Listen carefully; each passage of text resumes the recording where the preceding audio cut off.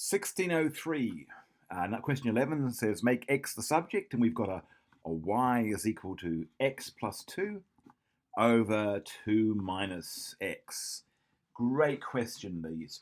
I went through a few of these, and really the challenge with this is getting the x's on one side, which is really what you should be doing. So getting all the x's onto the left side, then factorizing. And then, in order to make the answer coherent, we usually multiply the whole of one side, that is the denominator and the numerator, by -1 to make it more succinct. So let's have a go at that now and see how it plays out. So let's have a go. We're going to restate the problem so we can see what we started with. And my first job is to get rid of the denominator. So let's extend the vinculum, multiply this by 2 minus x, and we're now going to get rid of that. So I'm going to multiply this side also by 2 minus x. There it is.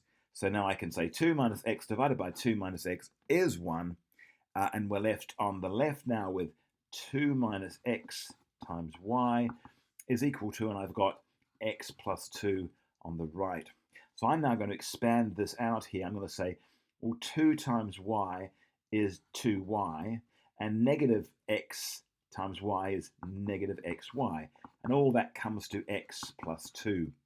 Now, what I'd like to do is to get the x over here onto this side and the 2y onto the other side. So I'm actually going to start by subtracting 2y from both sides. There we are.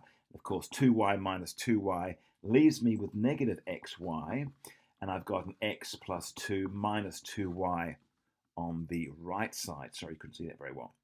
All right, I want to get the x on the side, so I'm going to subtract x from both sides. There it is.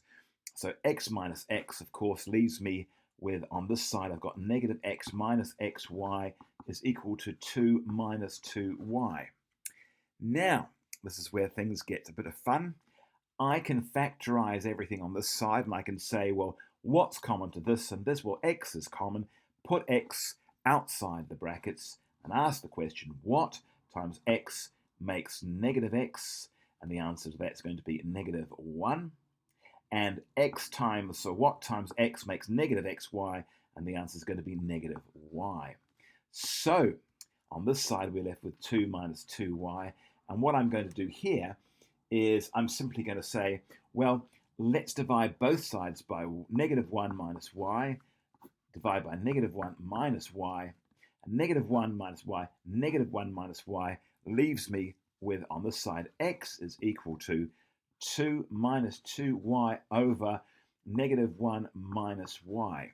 Now, this is a little messy here, and there's certainly things that we can kind of do. What I'd like to do, in actual fact, is multiply the top of this by -1. So I'm going to multiply all of that times -1. Now notice I'm not going to multiply both sides, because normally if you do something to one side, you have to do it to the other side. And in effect, I'm doing that. I'll show you in a moment. So I'm going to multiply all of this by -1. And if you want to think about it as doing the same thing to both sides, well, I could multiply all of this by -1, and I could multiply the bottom by -1. But of course, that just leaves me with negative x over -1, which is positive x. But on this side now, the negative 2y becomes a positive, and the 2 becomes a negative. And on this side here, I end up -1 becomes a positive 1, and the negative y becomes a positive y. And I'm just going to write it as y plus 1. And you could say 1 plus y, but we usually put the number with the variable first. So 2y goes first, y goes first on the bottom, and there is my solution.